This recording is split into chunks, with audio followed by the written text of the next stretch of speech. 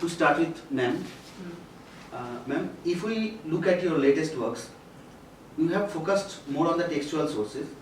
In such a scenario, how important do you think the inscriptions are in reconstructing early Indian history? First of all, let me say that I don't think I have focused more on the textual works. I've certainly used the textual works quite extensively, as indeed I've used the inscriptions quite extensively too. I think they're both extremely important as sources, but of a different kind. Texts, you naturally have to ask who is the author, what was the intention of the author, who was the audience, why was the text written, what function did the text serve, etc., etc. Now, in the case of inscriptions, you know who the author is, but you ask the same sort of questions. Why were the inscriptions put up?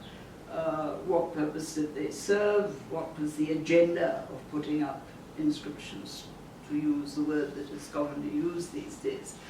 So I don't think it's a case of whether one source is better than the other. It's a case of the two sources complementing each other.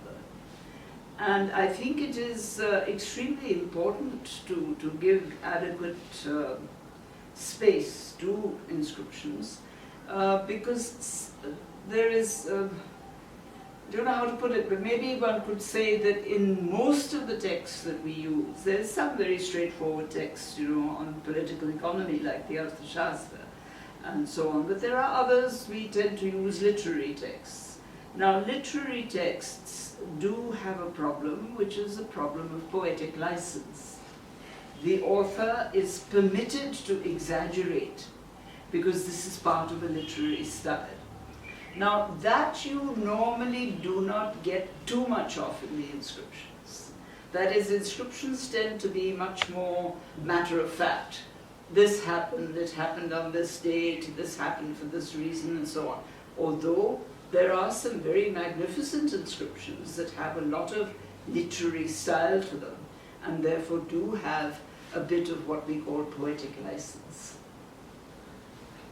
So, what is your take on the importance of inscriptions? One thing I would like to add is that, like, my studies are mainly text-based. I have focused mainly on texts. But whenever I used inscriptions, one has to keep in mind that inscription is also a text. Yes. There is not a clear-cut division between archaeological and literary texts. So inscriptions, even at times coins can act as textual sources. Inscriptions definitely are also textual sources. The other thing is, when the Orientalists and the other colonial and early nationalists studied Indian history, there was much fascination with antiquity.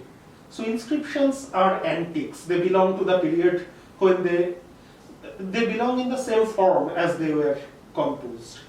But the texts, of course, change.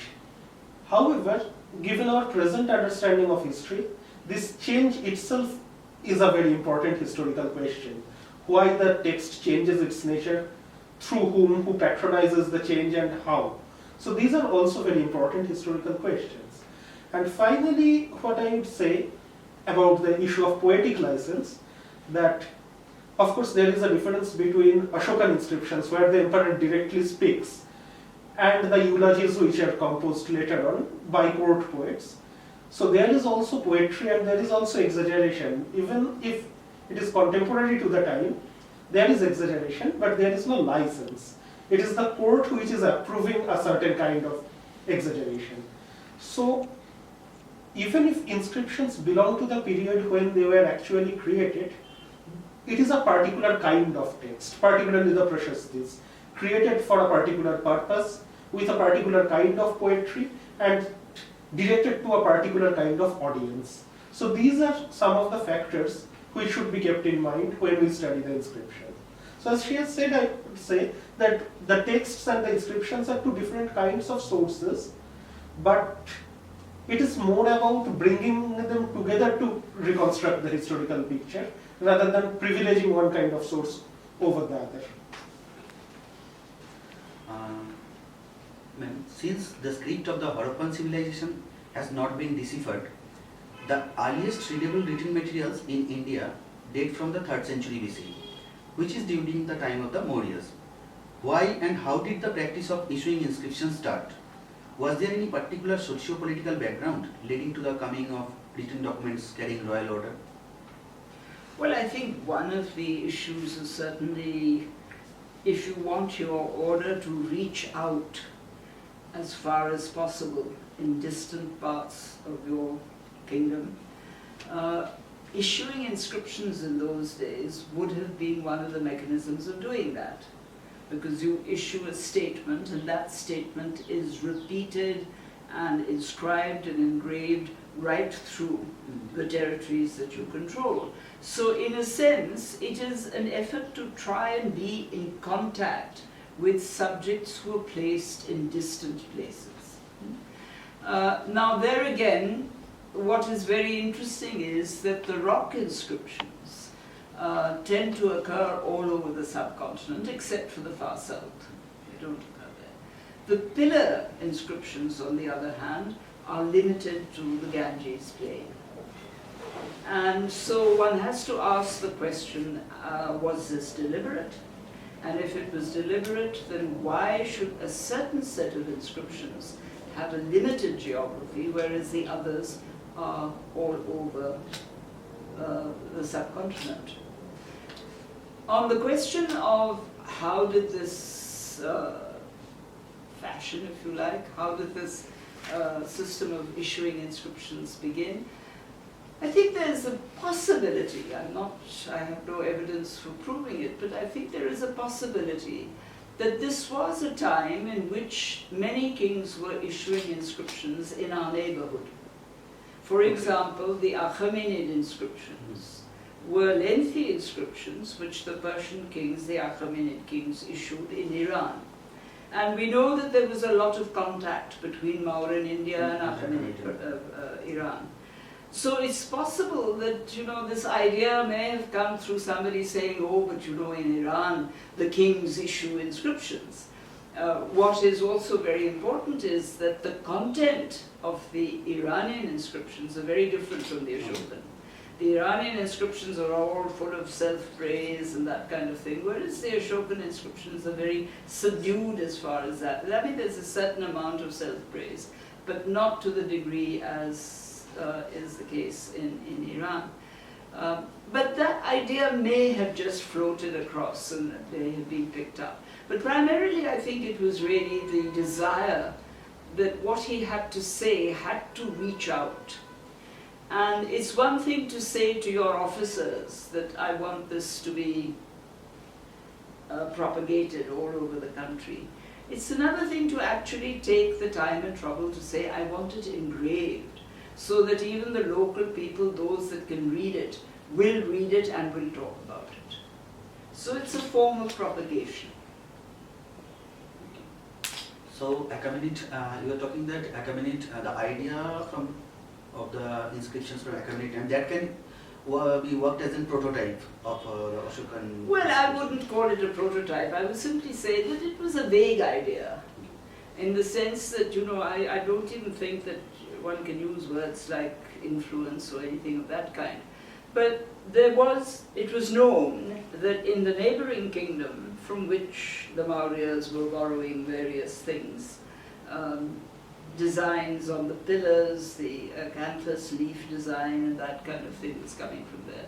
It was possible that somebody mentioned that one of the things that their kings do is to issue inscriptions which get engraved all over the place on rocks and pillars and so on. And this may have struck somebody as being, it's an interesting idea if you want to propagate these ideas. No, actually, this scholar called Harry Falk, he has argued, as you were saying, of prototypes, that actually the Achaemenid inscription was a prototype, and Ashoka invented a kind of writing, Ashokan Brahmi, for that. But there is a problem. That's a very dicey argument. I'm sorry, I don't buy that. No, nor do I, because if there was no language, then it would not make any sense to the audience it is being addressed to. There must have been some writing practice. Yes. So, just speaking of prototype can Yeah. be problematic. It Yeah. can be an idea. Idea, mostly. yeah. which is in And we must remember that the big debate that's going on today is that Brahmi may go back to a True. pre-Mauryan period.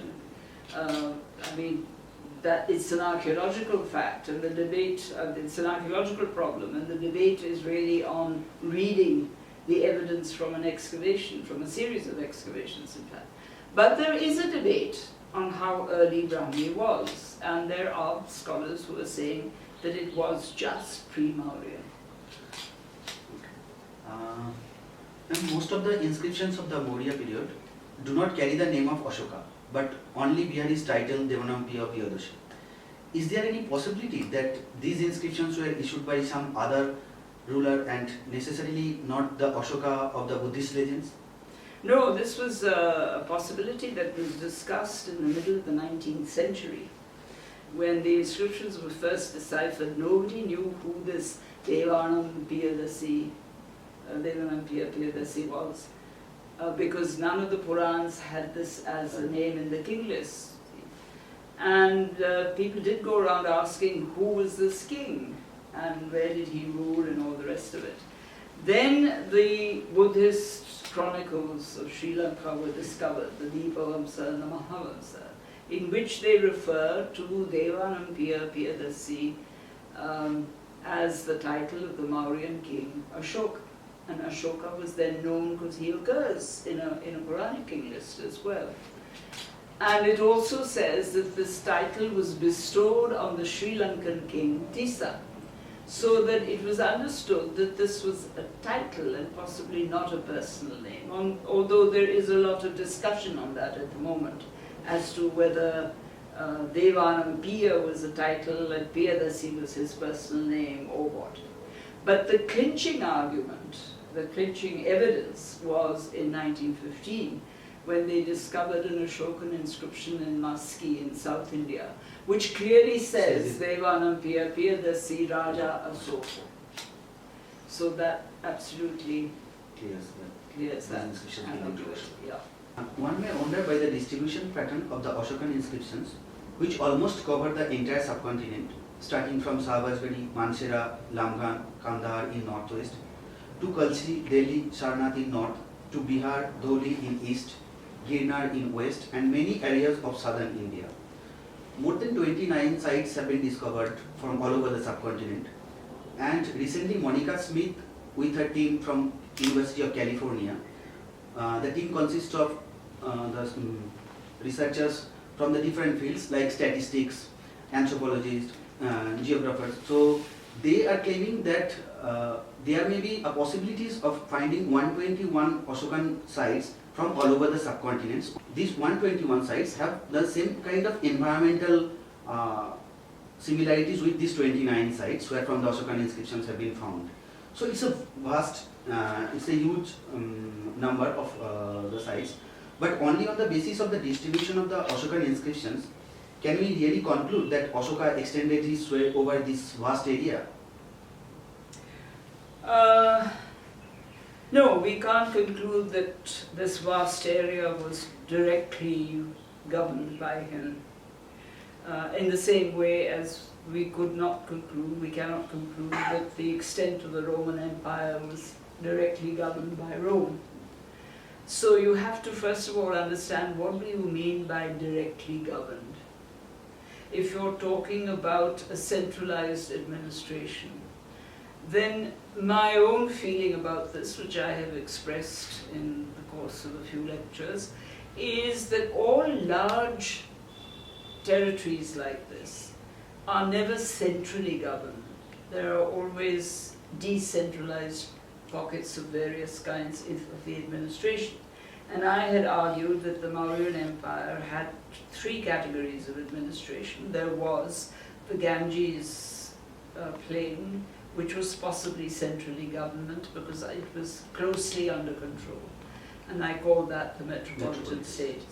And then there are regions in the distance, like in the northwest, in Gujarat, in the east and in the south, where you have an administration that is not immediately under central control, but is carrying out some of the orders of the central control in the context of local administration as well.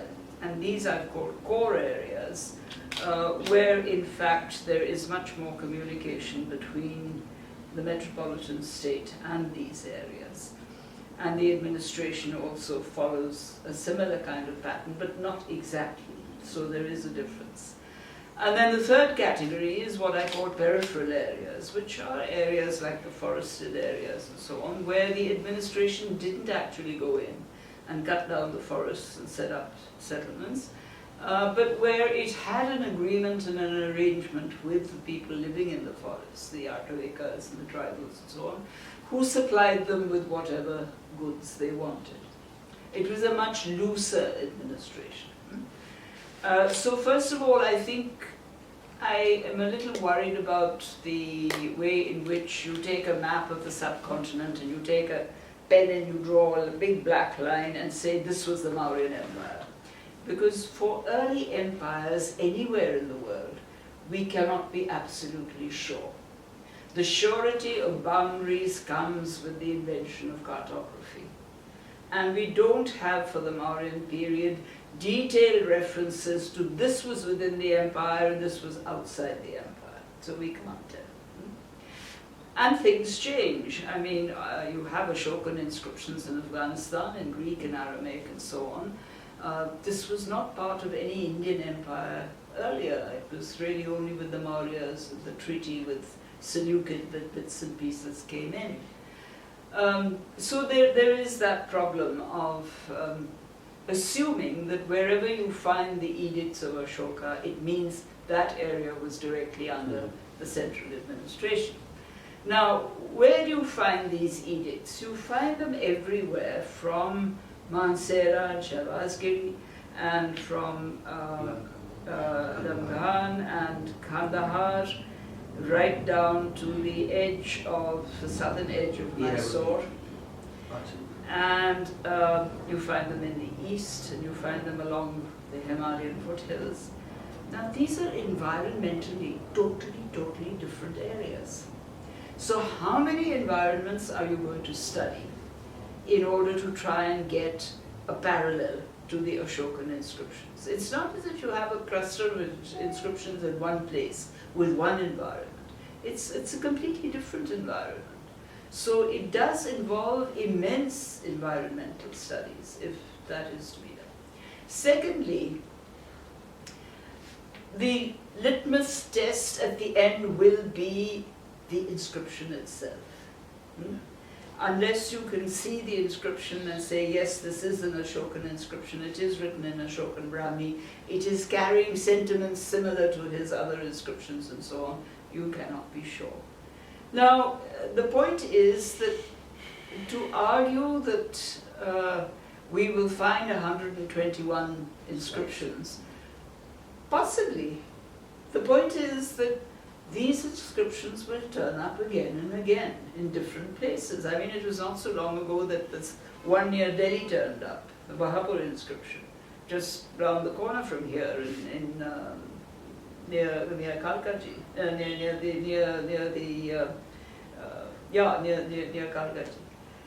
Kalkaji. Of course there will be inscriptions. I mean, if a king has been so prolific and has sent his inscriptions all over the place, as he says, that he's having them engraved everywhere, we're bound to find more inscriptions. But we don't have to then go through insisting that we must have all this sophisticated technology in order to find the inscription. Because usually the inscriptions are found when somebody stumbles on them. They're walking through a forest and there suddenly they find a rock and they look at the rock more closely and it's got an engraving on it. Now, it's not that I'm decrying the technology, but all I'm saying is that there's a certain common sense involved in discovering inscriptions. And that common sense, I think, is much more important. You have to have an instinct of where you go to find these kinds of inscriptions. I mean, when you take Mysore, for example, Karnataka, the place is flooded with Ashokan inscriptions. And who knows, I mean, if one was to look carefully in the Swat area in the northwest frontier, which is now part of Pakistan, you may find more inscriptions there as well.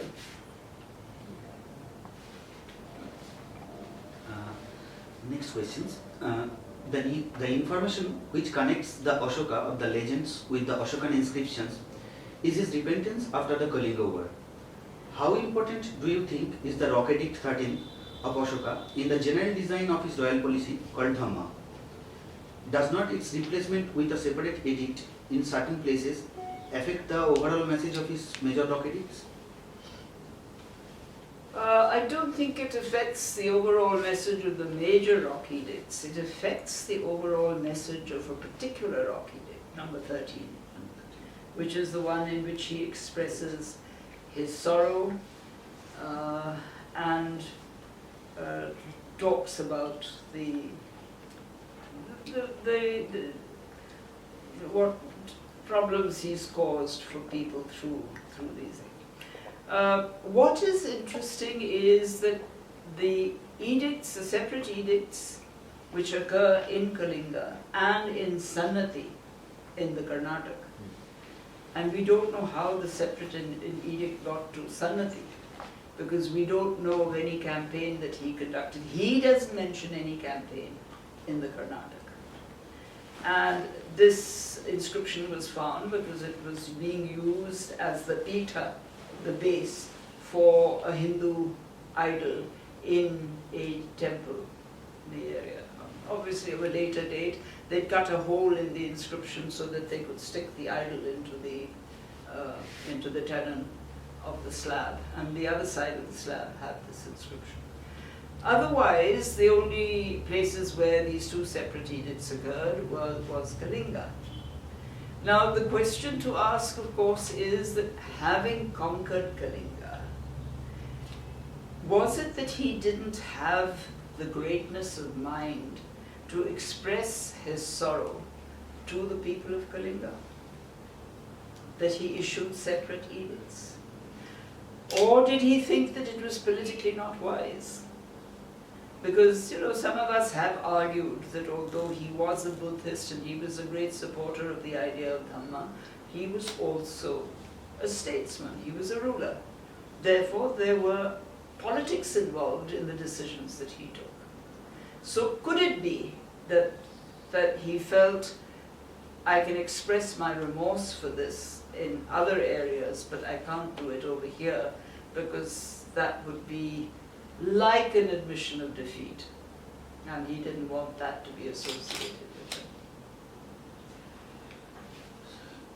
Yeah, speaking of political wisdom, if we look at the contemporary political treatises like the Arthashastra maybe, so the Arthashastra clearly advises the king to conquer new places, but he also says how to win the allegiance of the people.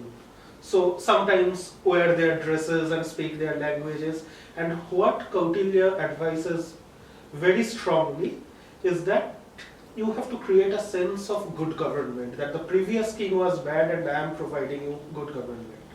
So if we look at the content of the separate edicts, it's mainly about good government, why the provincial government officials should behave properly and everything.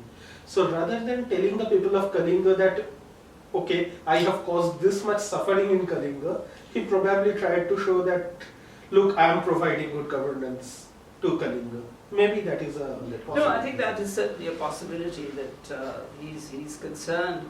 And also, it's not just that he's trying to win over people by saying, I'm providing good government, but he is aware of the fact that in an area which has been recently conquered, and it was quite an extensive area, you have to have good government. Irrespective of what message you're sending to people, the sheer fact of governing that area means that you have to have efficient government. And therefore these edicts will fill that role as well. That, that he is telling his administration that you really have to be particularly good in this area, keeping in mind, which he doesn't actually say, but keeping in mind, no doubt, the fact that people would be deeply disgruntled by the campaign. So it's logical.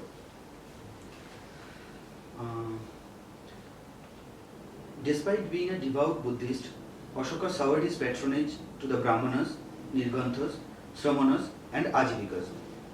Certainly there were tremendous cultural differences.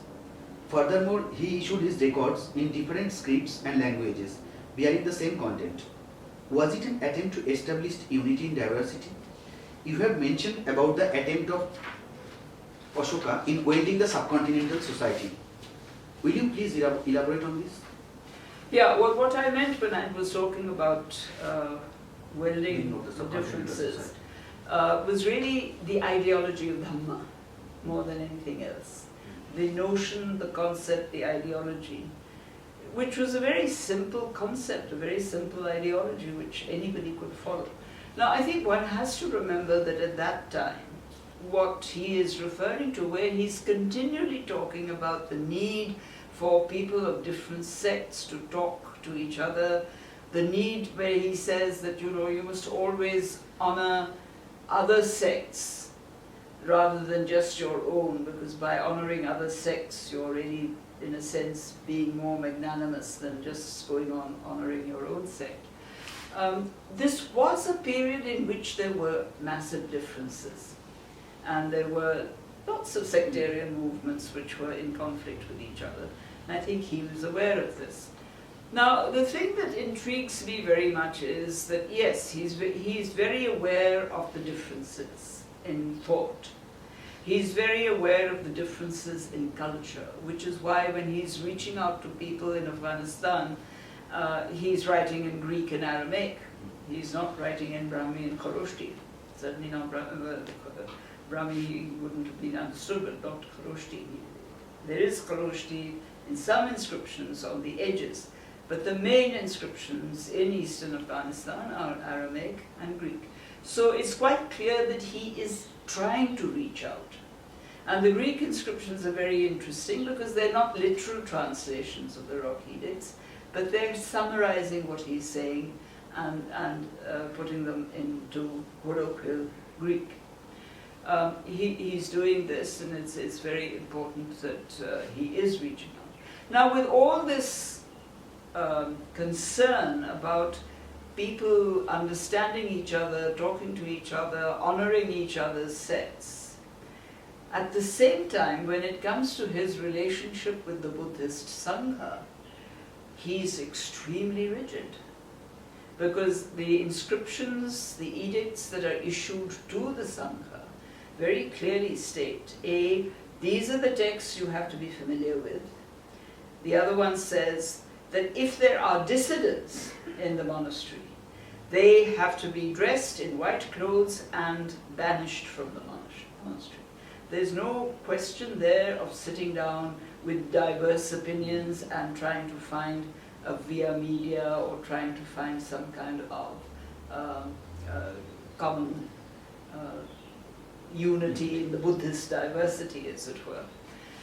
So I think that it's a very interesting psychology of his attitude to the general public, which is one in which he is concerned about there being common loyalties and common ideas being discussed, and his attitude to the Buddhist Sangha, which is certainly much more partisan and much more authoritarian.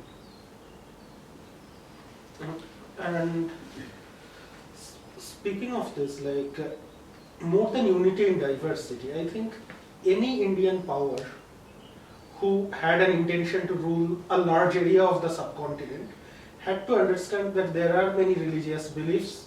They have to acknowledge that, and they cannot be sectarian in their official policies, because for a long time there had been historians who had argued that the Guptas were staunch Brahmanical people, and of course they had showered patronage on their official religion, which was Vaishnavism, and they clearly declared themselves Parama Bhagavata.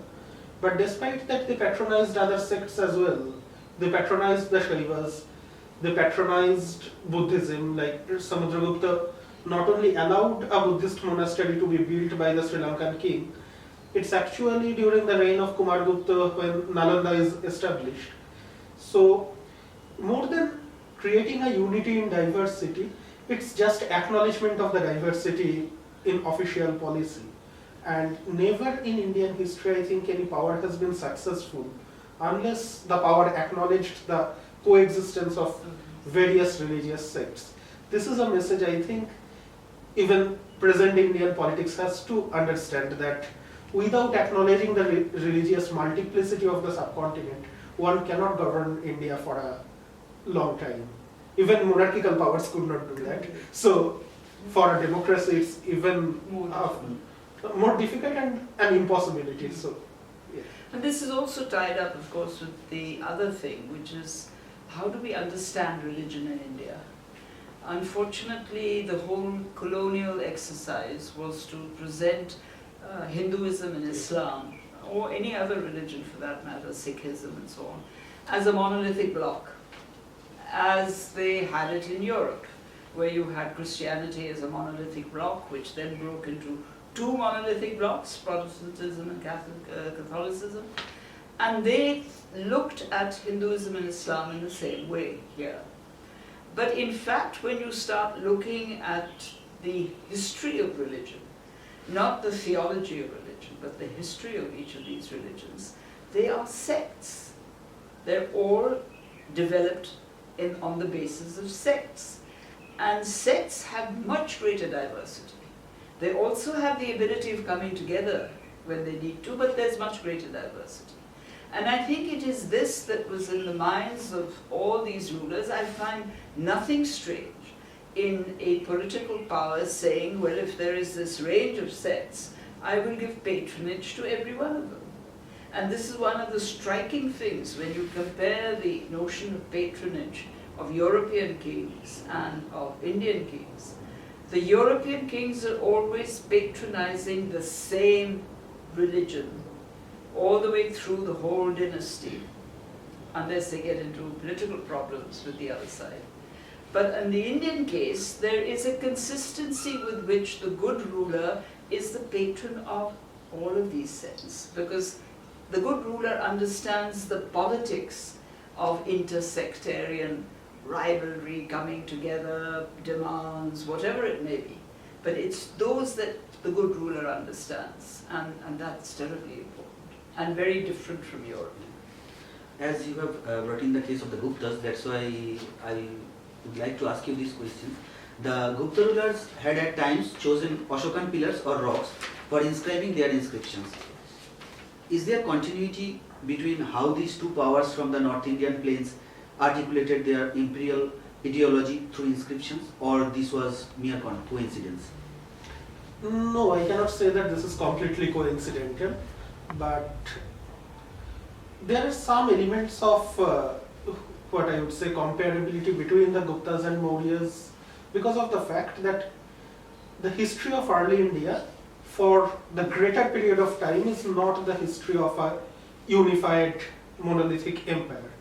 It's only these two powers from the Gangetic Valley who substantially controlled a large area. In case of the Guptas, mainly of North India; in case of the Mauryas, a larger area. But as the Guptas came later than the Mauryas, they might have had some ideas about the only power from Gangetic Valley who could do something similar. So there are some elements of continuity, like the Allahabad pillar inscription of Samudragupta is the earliest Gupta official record, I would say, and he very carefully chosen an Ashokan pillar to inscribe his inscription. And again we see Skandagupta's Junagadh inscription chooses an Ashokan rock, and also Skandagupta repairs the Sudarshan lake, which is actually a Maurya construction. So in the choice of the places for their inscriptions, they sometimes showed a continuity with the Mauryas, but there was a sense of difference also. It's not that they are imitating the Mauryas. So Samudragupta's Allahabad inscription, its main content is Samudragupta's conquest. Though it chooses an Ashokan pillar, the policy of Ashoka and Samudragupta are worlds apart. And that is the same case with the text produced from the Gupta court as well. For example, the only complete political drama we have from ancient India is Mudra Rakshasa, composed by Vishakadatta. And there are reasons to think that Vishakadatta might have been a commissioned writer of the Gupta court, given that he also composed the Devi Chandraguptam, which is kind of a justification of the early career of Chandragupta II. Now, what the Mudra Rakshas does, it chooses the early days of Mauryan history as its theme. And again, there is an interesting connection that after all, Chandragupta is the founder of the Mauryan Empire, and at least two of the Gupta emperors share the same name. And when the Mudra Rakshas ends, there is these lines celebrating a king called Chandragupta. Now, which Chandragupta Vishakadatta is celebrating? Is it Chandragupta Maurya or Chandragupta II, who might have been his patron? Or is it a connection between the two he is trying to address? That is a possibility. That somehow this text is legitimizing a ruler with imperial ambition. Even if I don't think Chandragupta II ruled an empire in the sense the Mauryas might have ruled, but the imperial ambition is definitely there. But there is also a sense of difference. That if we look at the Maurya records, the king is at the center, and king is a much more authoritarian power than what the Mudra Rakshas could show. As Professor Thapar also has shown in past before us, that it is a kind of Gupta commentary on what happened in Mauryan history, where the power is much more decentralized, the Brahman minister plays a much more important role in polity than what would have been in the case of the Mauryas. And Mauryas were not as pro-Brahmanas in particular, though Ashoka gave similar respect to Brahmans as he gave to Shramanas. The Gupta polity is much different, and that sense of difference was also there. So I think the Guptas had a fair idea about what the Mauryas did. They knew that the Mauryas are the only earlier instance of a polity like that, so they invoked those elements, but they were very conscious of their difference also. So it was not just a mere coincidence. It's not a coincidence, but it's not imitation also. You see, there's the other thing too, that in the Brahmanical sources, until you come to Kalhana, who in the 12th century gives a very detailed account of Ashoka and the Dhamma and so on. Prior to that, the only texts that ever mention the name are the Puranic king lists. No other Brahmanical source talks about this particular king. The Buddhist texts do. And so what is interesting about the Mudra Rakshas is that was he actually reading Buddhist texts to get some information on Chanakya? Because there's a hint that the way in which he develops the character of Chanakya is based on the Buddhist texts and the stories of the Buddhist texts. That's one thing. Secondly, in their art, the Guptas do imitate some of the Mauryan traditions quite deliberately and effectively. On the question of the Allahabad pillar, what has bothered me all along is that were the Gupta engravers able to read the Ashokan script or not? Because at one place, the Samudragupta inscription cuts into the Ashokan inscription. Now, why are they doing that? Either they can't read the script, they don't know what's written there, and they say, it doesn't matter, we'll cut into that. Or they're deliberately contradicting what Ashoka said, and therefore they treat the Ashokan inscription as, that's telling a story that we are not conforming to, because we are telling the story of conquest, and here he's talking about, ahimsa and non-violence and that kind of thing. But what intrigues me is that if you take the Allahabad pillar, for example, and then later on, of course, in the 17th century, Jahangir comes and his genealogy is written on the same pillar. And there are various other medieval kings who come and write graffiti all over, I was here, signed whatever it is. What interests me about these things is not that there was an actual continuity from one dynasty to the other.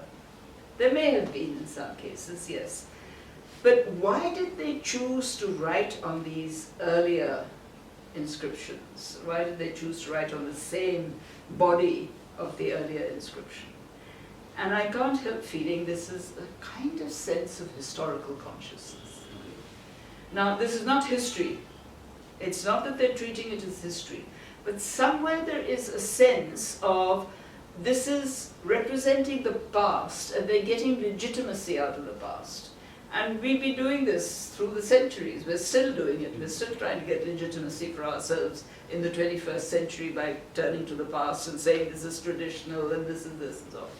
I think this is part of that. And that does raise a very interesting question, as I've tried to do in this book, The Past Before Us, that was there an underlying sense of historical consciousness?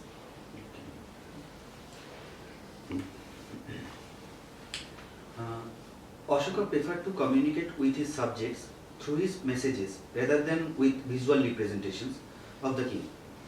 However, recent excavations at Kanaganahalli have unearthed a sculpture labeled King Ashoka. Is it a different way to remember the king from how he would have preferred to be remembered? There are two panels at Kanaganahalli labeled Raja Ashoka, Rayo Ashoka. The two do not resemble each other. The two people that are in the two panels, they're not side by side. One is at one end and one presumably was at another end or whatever it is. They represent two different events. And the two figures are not identical to look at. So I think one has to be very careful when one talks about the representation of Ashoka, because some people have called them portraits. Now they're not portraits. First of all, the sculpture, the panels at Kanaganahalli went up about 100 to 200 years after Ashoka. And certainly the person who sculpted them had no idea of what Ashoka looked like. In Nehruvian India, the Ashoka Chakra and the Ashoka Stambha were chosen as national symbols, while the Ashoka Chakra replaced the Charkha at the center of the Indian flag. Nehru was completely aware of Ashokan records, which is proven by his constant reference to the Ashokan inscriptions in the parliament, and not to the Avadana literature or the legends of Ashoka from the textual sources. Why was it done? Was he attempting to copy the ideology of Ashoka for unifying India? What do you think? You know, this question takes me back a little bit, and if you would permit me to take 5 minutes on the answer. It has to do with the fact that what we call our heritage is not something that comes to us neatly packaged, generation after generation. Each generation passes the package on. We invent our heritage. And this is very, very clear if you look at the perception of Ashoka in Indian history. What do I mean by this? The Samudra pillar which we just been talking about, the Allahabad pillar which we just been talking about, we don't know whether they could read the inscription or knew anything about Ashoka other than what the Buddhist texts have told. All right. So he's beginning to fade from memory. There's very little, except in Buddhist circles. If you read the Purans, the Vishnu Puran for example, they say the most dreadful things about the Buddhists. So there's no love lost between the Brahmanical tradition and the Shravanic tradition. And in fact, these two traditions, which are regarded as the two religions of India in the pre-modern period, the grammarian Patanjali refers to the two of them and says that their relationship is like that of the snake and the mongoose. So there is extreme hostility between them, all right? So in the Brahmanical texts, he's wiped out. In the Buddhist texts, he's made much of. By and large, people do not refer to him. If you read Sanskrit literature, Ashoka is not somebody who's constantly on stage, as you would think that being a great king he would be. I think the Buddha Rakshas is really the only one that talks about the Mauryas in any kind of serious way. All right. Then you come to Firoz Shah Tughlaq. who has not been recognized, but he is the great conservator of Indian antiques in this country. It's really amazing.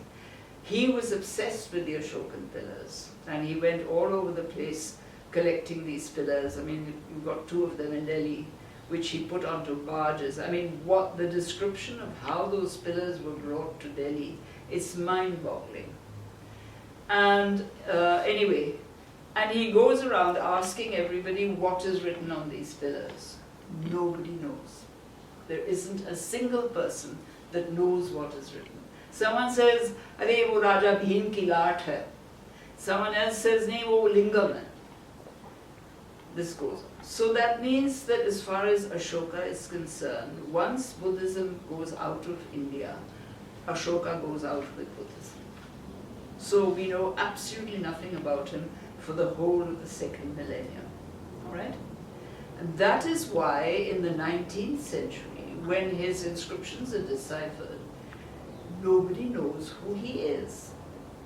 And even when his the texts, the Sri Lankan, the Deepavamsa and the Mahavamsa are read, and they talk about Devanapiyadasi Ashoka, still people are very unclear as to who this king was. And it's only when the inscriptions are read very carefully by the early 20th century that he's slowly coming back into the radar and being recognized by Indians as a king. What makes him a great king is not the recognition only of Indians. That's mild, but still, it's H.G. Wells, who writes an outline history of the world, in which he says this man is absolutely extraordinary. He is a king with an ethical view and moral principles, so on. You don't have kings like that anywhere else. And everybody gets very excited. He's our king. He's an Indian king. He's been praised to the skies. That's the point at which nationalist historiography picks him up and makes a big thing out of him. Now, please remember that for 1500 years, he was unknown in India. So much for our heritage. And suddenly, in the 20th century, 21st century, he becomes a pillar of Indian heritage.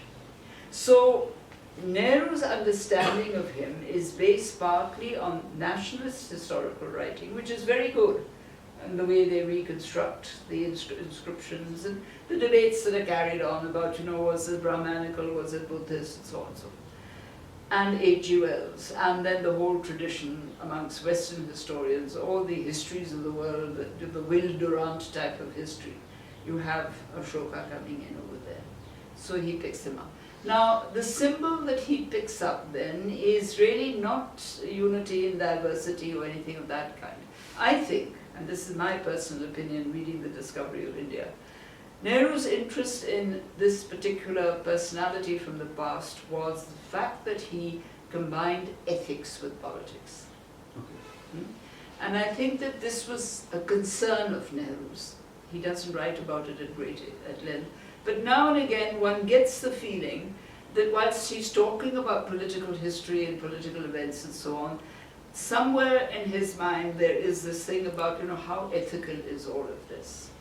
And it's that linkage of ethics and politics, and how politics has to be ethical, that I think is what is triggering the interest in Ashoka.